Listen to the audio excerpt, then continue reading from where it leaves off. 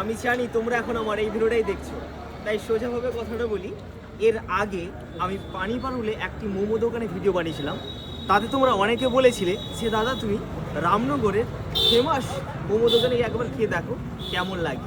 তো তোমাদের কথা মতো, তোমাদের কমেন্ট অনুযায়ী আমি চলে এসেছি সেই রামনগরের ফেমাস মোমো দোকানে।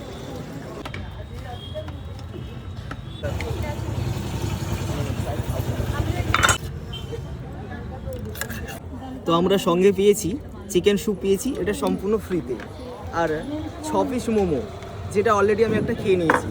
ওকে, আর মিউনিস তো রয়েছে, এখন খাওয়া যাক।